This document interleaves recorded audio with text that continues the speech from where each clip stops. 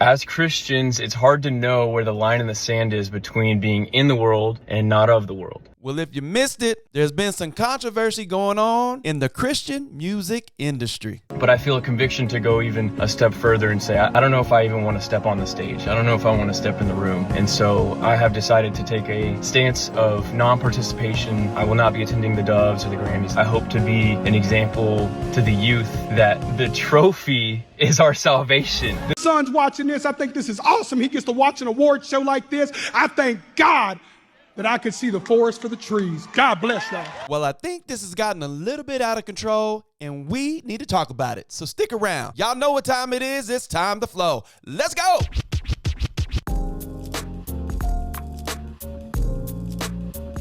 Welcome back, Flow community. Y'all know what time it is. It's time to flow. Thank you for watching. Need you to like the video, subscribe to the channel so more people can flow with us. Now let's talk about controversy in the Christian music industry. It has to do with Forrest Frank, and it has to do with Jellyroll. Now Jellyroll is not a Christian artist, but he's been featured on some Christian artist songs. So Forrest Frank makes a comment, and then Jellyroll responds to his comment, and then Forrest responds to Jellyroll's comment, and then Jellyroll makes another comment. And so I want to talk about this today because I want to talk about the reason why I believe it's an issue, and then a reason why I don't believe it should be an issue, and then some little lessons we can learn from all this. So let's recap, watch some videos, come back and talk, and let's get into it right now. As Christians, it's hard to know where the line in the sand is between being in the world and not of the world. And as a Christian artist, you know, I dress kind of like the world. I kind of look like the world. My music can kind of sound like the world. So where's the line in the sand drawn? And I'm convicted personally that a line that I can draw is that I will not receive a trophy for something that is from Jesus and for Jesus. And I was wrestling with this last year. I even said that on stage at the F.L.O.W.s. I said, I'm still struggling with the concept of receiving this award, but all glory to Jesus. Every name will fade away, including mine except for one name. But I feel a conviction to go even a step further and say, I don't know if I even want to step on the stage. I don't know if I want to step in the room. And so I have decided to take a stance of non-participation. I will not be attending the F.L.O.w.s or the Grammys. I hope to be an example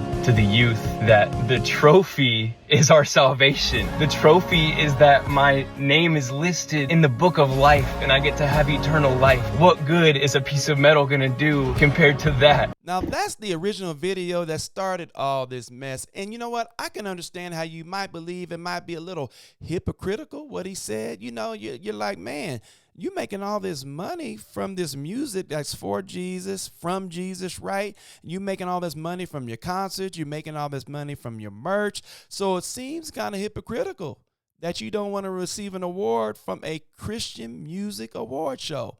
And that's what some people thought. You know, Jellyroll wanted to jump on in there, and this is what Jellyroll had to say. He said, won't receive trophy for something from Jesus for Jesus, but will take the profits from something from Jesus for Jesus. Maybe I'm missing something here. Then he goes on to say, this is an interesting take. I dig it. How do you think this compares as profiting from the same music? I love that you said, I don't want to get a trophy from something that's from Jesus for Jesus, which is awesome, but also make millions of dollars doing that same thing that is from Jesus for Jesus. Man, Jellyroll, he went in on Forrest Frank. But see, Forrest Frank saw that, and then Forrest Frank made a response. So let's watch that, and we gonna come back and talk about it. I'm gonna respond to this comment because I didn't want to bring any unnecessary drama. I posted my personal conviction. It triggered a lot of people. I had no idea that that was gonna happen. But now Fox News has brought it up in People magazine, so I feel like I'm inclined to speak on it. All I'm gonna say to you, Jelly, is I love this question. This is the question that kept me from making Christian music for so many years, because I didn't want to make a business out of worship music. I didn't want to make a business out of Jesus. And so I actually didn't participate. And then one day I felt like God was telling me to release, I'll call it my quiet time song. And I did. And here's the thing, legally, it was self-produced and self-written. So legally, that money comes to me. What I do with that money after it legally comes to me, I'm never going to tell anybody. Because your left hand isn't supposed to know from your right hand. I might give 90% of my money away, I might give 10% of my money away, somewhere in between, but y'all are never gonna know that because that's my relationship with Jesus. But I love this conversation and I'm willing to be refined in any area. Anyways, I'm just stoked by this comment. This is something that I would love to figure out. And in the meantime, I'm a safe place for you, bro. Whether that's on the phone or on here on social media, I'm for you, bro. God is for you. He has a plan for your life. So that's Forrest Frank's response. And you think things could just die right there, but no, you know what? People get in their feelings, and that's exactly what Jellyroll did. And I want to play this clip because there's actually something good that Jellyroll says in this clip, but then at the end of it, he goes a little too far. So he's in his acceptance speech at the Dove Awards, and he actually gives a little sermon, a little preachy, sounding good until it doesn't. Take a watch, and let's come back and talk about all this. Y'all forgive me. I'm not sure how much I even belong speaking up here right now, but and I'm nervous. I ain't been this nervous since I went to criminal court, y'all. This is a real thing for me. I'm sweaty palms, but I was listening to him and I was thinking about Matthew when he talks about the least. When he said, when I was hungry, you fed me. When I was thirsty, you gave me water. When I was in jail, you came and visited me. And I realized that I'm standing here because people took time with the least. Come on. And I want to give this message as clear as I can right now. The world is hearing about Jesus like they haven't in decades right now. There is a revival happening in the United States of America where you can't go on a corner and not hear about Jesus right now. And while we are hearing about Jesus, I encourage you to put faith on your feet and feet on your faith and walk out of this building and go do for the least. They've heard of Jesus, now show them Jesus. Go feed the poor. Go visit the ones in jail. Go show them who Jesus was. And we're done talking. It's time to show. I thank you for the Dove Awards. I think this thing is great. I think it gives alternative programming for kids at home watching this. My son's watching this. I think this is awesome. He gets to watch an award show like this. I thank God that I could see the forest for the trees. God bless y'all. So there it is. That's the back and forth that have been going on. So let's talk about it. And so, like I said earlier, you know what? When we talk about has this been an issue, you got people who think it's hypocrisy, that you're going to make all this money that from songs and music that's from Jesus, for Jesus, and yet you don't want to attend an award show. You know, people are thinking about that.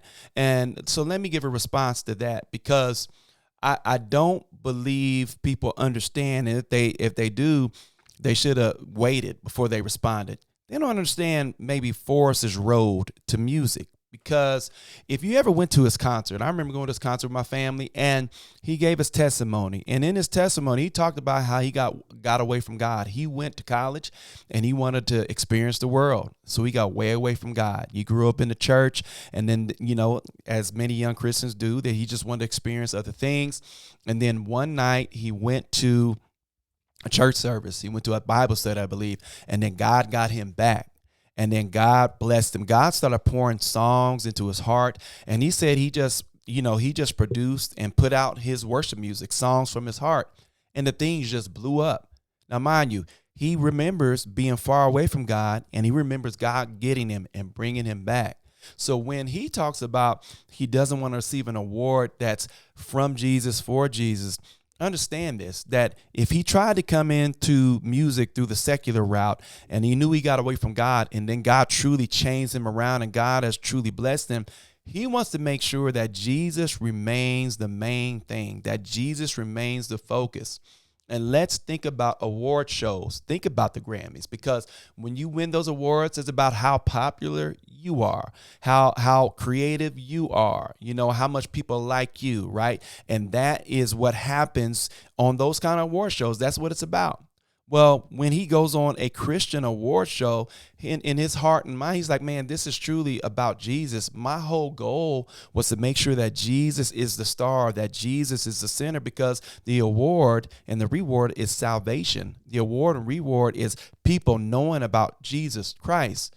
So when you think about it from that standpoint, maybe you can start to understand why he doesn't want to put himself out there in the limelight. because he doesn't want it to go to his head, possibly.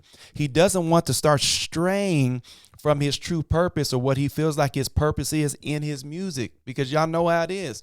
You start chasing spins, right? You start chasing likes, you start chasing follows, and he wants to make sure that the music that he produces is truly authentically from Jesus, right? For Jesus, putting his spin on it, right? And he doesn't want to be taken away from that. And I believe that's why he says what he said. He drew the line because he wants to make sure he stays in the lane that God has called him to. And so that's what I feel. I feel that's why he's taking the stance that he does. But when I see all this back and forth, the one main lesson that I want us to take from this is this, and it's in James chapter 1, where James says we need to be quick to listen, slow to speak. That is a major lesson that everybody needs to learn, especially in the Christian community. You know what? We are supposed to be building each other up. We got a world that's looking at the church, right? And it's a great thing that more people are hearing about Jesus than ever before. You're seeing it even in sports. But here's the deal. You know what? When things are posted, because we have quick access to social media, you need to pray before you respond. Because when I heard Jellyroll's response on the Dove Awards, he gave this great testimony, encouraging people, and then he took a jab. And see, if you're truly walking in the Spirit didn't tell you to take that jab. No, he didn't. He didn't tell you to take that jab. And we got to think about that in life. When you're trying to get the last word, you shouldn't be trying to get the last word as a believer. You need to trust God with the outcome. And when we trust God with the outcome's always going to be right. It might not be what you want, but it's going to be what God wants. And so we got to be more responsible with our speech. Isn't that what it says? And that's what it says in Colossians 3:17. And everything that we do and say, we do it as a representative of Jesus Christ, giving thanks through him to God our Father. So I hope we can understand what's going on, and I hope we can do better with what we've seen and with what we heard. Y'all know what we do here. Follow, love, obey, worship. That's what we're made to do. God bless. And I'll talk to you soon.